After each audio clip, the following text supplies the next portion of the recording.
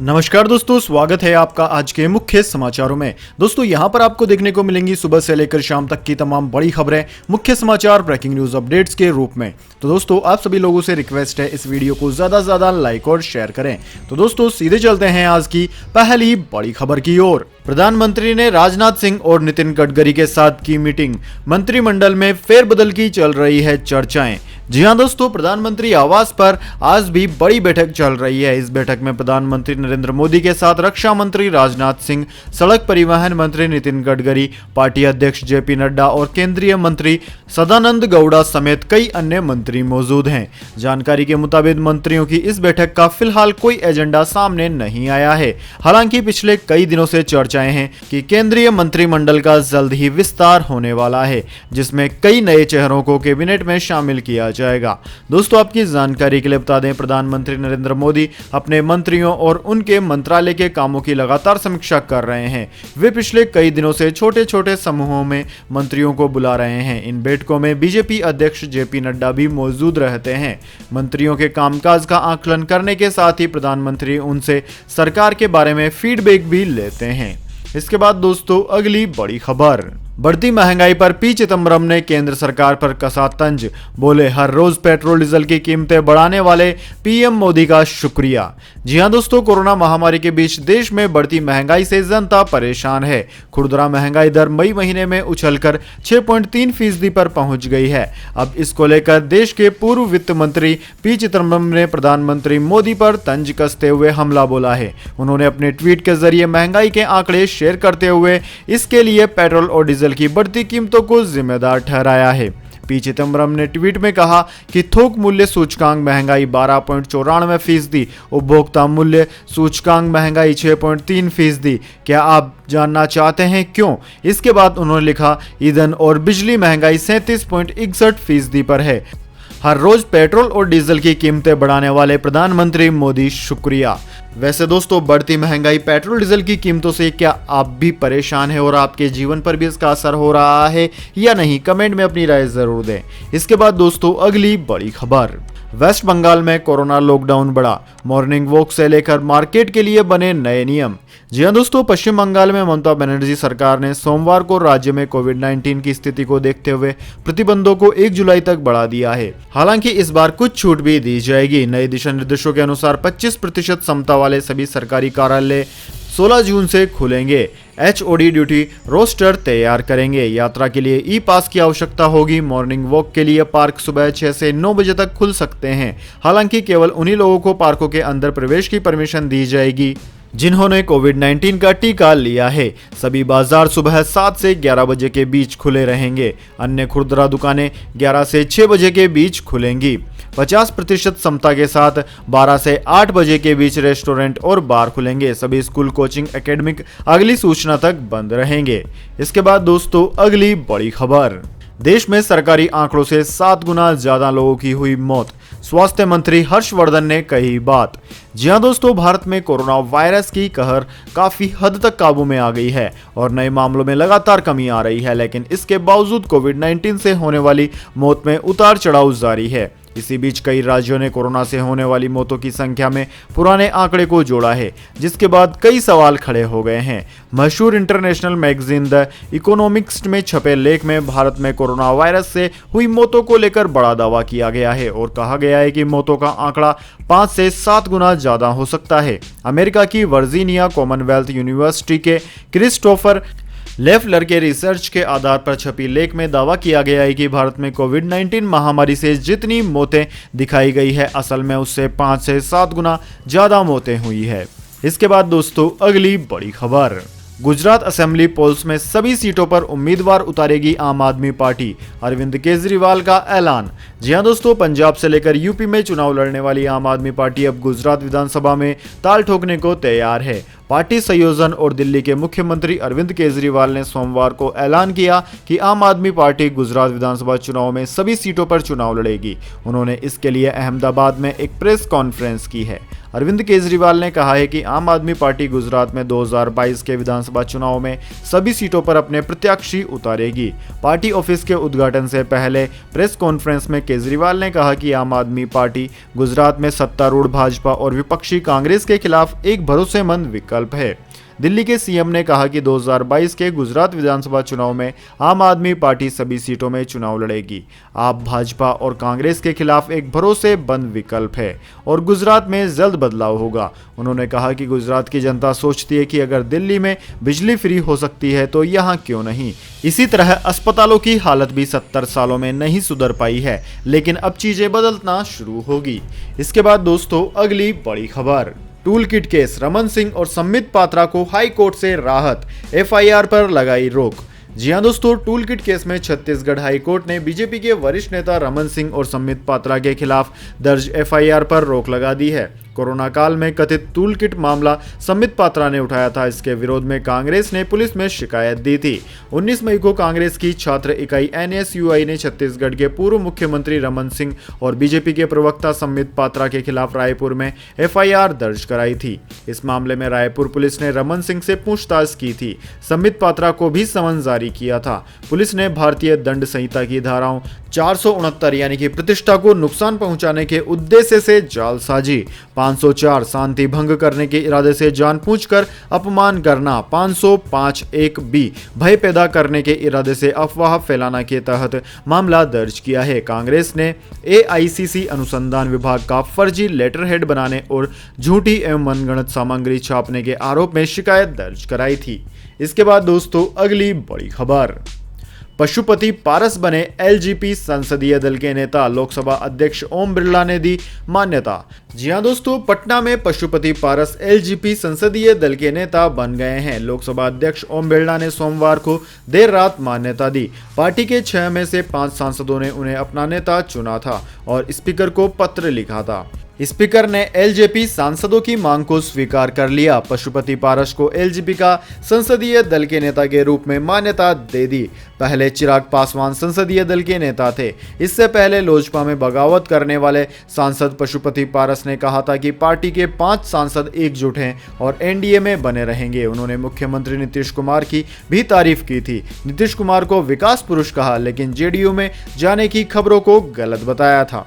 इसके बाद दोस्तों अगली बड़ी खबर, अपनी बायोपिक के लिए महेंद्र सिंह धोनी ने सुशांत सिंह राजपूत से 22 गुना ज्यादा ली थी रकम, कमाई उड़ा देगी आपके होश। जी हां दोस्तों, भारतीय क्रिकेट टीम के पूर्व कप्तान महेंद्र सिंह धोनी के जीवन पर आधारित film MS Dhoni the untold story को 2016 में रिलीज किया गया था। इस फिल्म में धोनी का किरदार दिवंगत अभिनेता सुशांत सिंह राजपूत ने निभाया था। अपनी इस बायोपिक के लिए धोनी ने मोटी रकम कमाई थी। दरअसल दोस्तों, film MS Dhoni the untold story के लिए माही ने काफी बड़ी रकम ली थी। एक सोर्स के मुताबिक उस फिल्म के लिए धोनी ने कुल 45 करोड़ रुपए लिए थे। द क्विट से बात करते हुए एक सूत्र ने खुलासा किया है कि धोनी को उनकी बायोपिक के लिए 45 करोड़ रुपए की भारी राशि मिली थी। उन्होंने धोनी को उनके जीवन पर फिल्म बनाने के अधिकार और व्यक्तिगत जानकारी, दस्तावेजों और तस्वीरों तक पहुंच के साथ साथ फिल्म के विपणन और प्रचार के लिए धोनी की उपलब्धता के लिए 45 करोड़ रुपए दिए थे। इसके उलट सुशांत सिंह राजपूत को धोनी का किरदार निभाने के लिए महज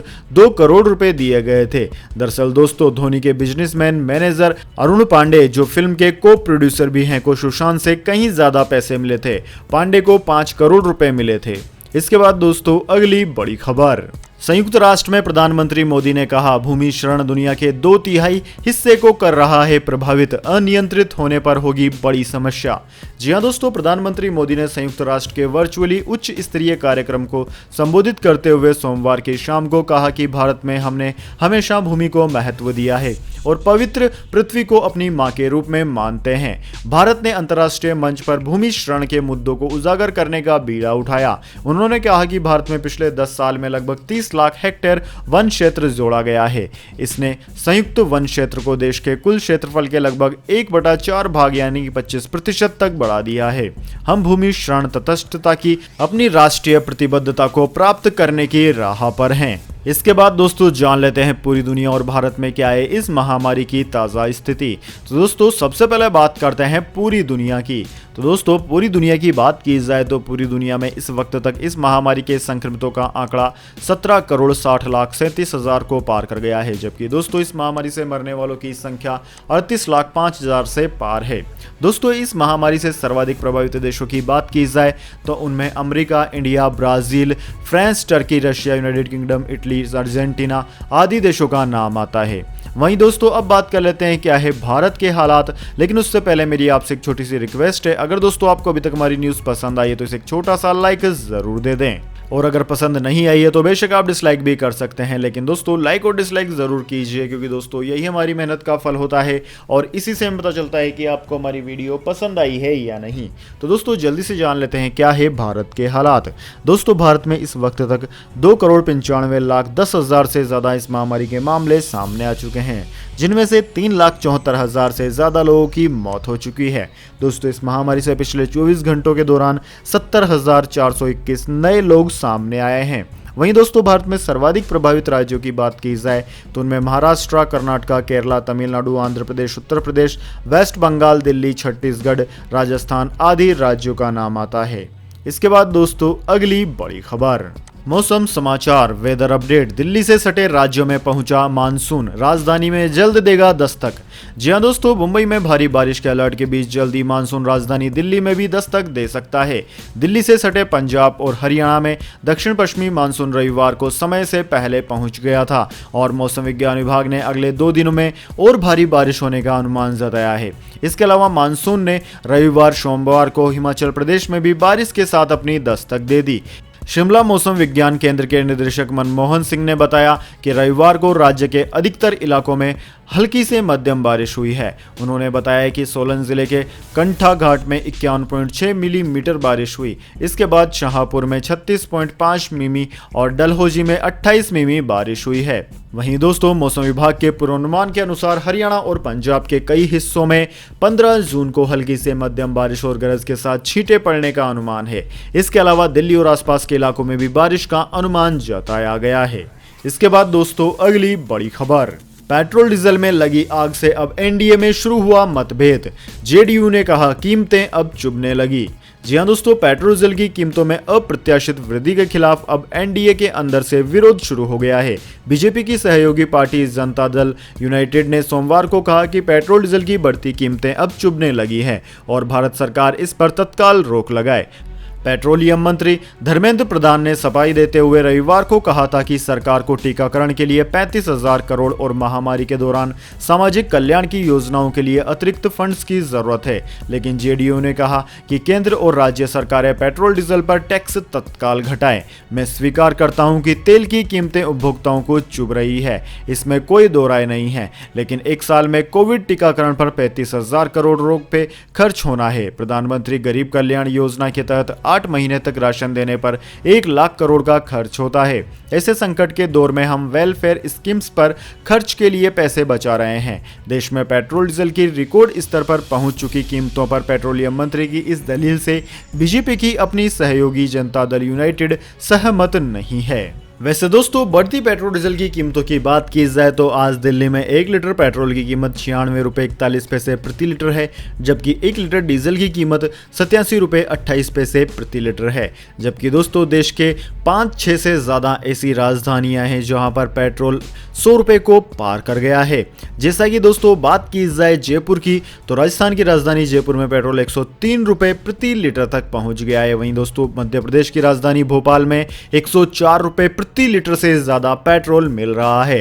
हैदराबाद में 100 रुपए से ज्यादा मिल रहा है। मुंबई की बात की जाए तो मुंबई में 102.58 रुपए प्रति लीटर पेट्रोल मिल रहा है। राजस्थान के श्री गंगानगर में तो दोस्तों पेट्रोल 107 रुपए 53 पैसे प्रति लीटर में मिल रहा है, जो कि देश में सर्वाधिक है। इसके बाद दोस्तों अगली बड़ी खबर, गोल्ड सिल्वर प्राइस टुडे, फिर लुढ़के सोने और चांदी के दाम। जानिए क्या है आज के ताजा सर्राफा भाव। दोस्तों भारत में सोना चांदी की कीमतों में फिर गिरावट हुई है। दिल्ली सराफा बाजार में सोना 464 रुपए की गिरावट के साथ 47,507 रुपए प्रति 10 ग्राम पर आ गया। वहीं दोस्तों चांदी की बात की जाए तो चांदी 723 रुपए लुढ़क कर 70,420 रुपए प्रति किलोग्राम पर आ गई है। वहीं दोस्तों इसके अलावा अंतर्राष्ट्रीय बाजार की बात करें तो अंतर्राष्ट्रीय बाजार में सोना मामूली गिरावट के साथ $1858 प्रति औंस, जबकि चांदी $27.70 प्रति औंस पर रही है। इसके बाद दोस्तों अगली बड़ी खबर, व्हाट्सएप बदलने जा रहा है अपना कलर, जल्द ही नए अंदाज में होगी चैटिंग।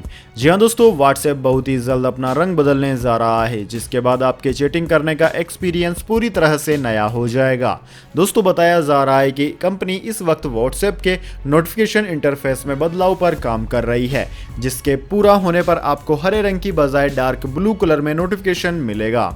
दोस्तों WA बीटा इन्फो की रिपोर्ट के मुताबिक कंपनी ने नया व्हाट्सएप बीटा अपडेट जारी कर दिया है। इसके तहत डार्क मोड में आने वाले व्हाट्सएप नोटिफिकेशंस के कुछ एलिमेंट्स जैसे रिप्लाई और मार्क एज रीड को ग्रीन की जगह डार्क ब्लू रंग में कर दिया जाएगा। हालांकि ये फीचर लाइट मोड में भी काम करेगा। इसके अलावा नोटिफिकेशन में दिखने वाला व्हाट्सएप लोगो और पेज में भी नए रंग में ही नजर आएगा। इसके बाद दोस्तों अगली बड़ी खबर, अब पेटीएम से भी कर सकेंगे कोरोना वैक्सीनेशन के लिए बुकिंग, कंपनी ने किया ऐलान। जी हाँ दोस्तों, फाइनेंशियल टेक्नोलॉजी कंपनी पेटीएम ने सोमवार को कहा है कि उसके ग्राहक अब पेटीएम पर कोरोना वैक्सीन के लिए उपलब्ध स्लॉट तलाशने के अलावा टीका लगवाने के लिए स्लॉट बुक भी कर सकते हैं। कंपनी ने एक बयान में कहा कि पेटीएम यूजर्स अब पेटीएम ऐप के जरिए अपने सबसे करीबी केंद्रों में टीके के लिए स्लॉट तलाश और बुक भी कर सकते हैं। इस सेवा से भारतीयों को टीका लगवाने और प्रतिरोधक क्षमता हासिल करने के लिए आसानी से स्लॉट बुक करने में मदद मिलेगी। इससे मौजूदा महामारी के खिलाफ लड़ने में भी सहयोग होगा। दोस्तों आपकी जानकारी के लिए बता दें, सरकार ने पिछले महीने ही कोविन को थर्ड पार्टी एप्लीकेशंस के साथ जोड़ने की खातिर नए दिशा निर्देश जारी कर दिए थे, जिससे डिजिटल ऐप के लिए इस तरह की सुविधा उपलब्ध कराने का रास्ता साफ हो गया। इससे पहले मई में पेटीएम ने अपने कस्टमर्स टीके के लिए स्लॉट तलाशने में मदद करने के उद्देश्य से अपने ऐप पर वैक्सीनेशन फाउंडर सुविधा शुरू की थी। इसके बाद दोस्तों अगली बड़ी खबर, अडानी ग्रुप का बयान, अकाउंट फ्रीज की खबर गलत, फिर भी एक दिन में डूबे 1.03 लाख करोड़ रुपए।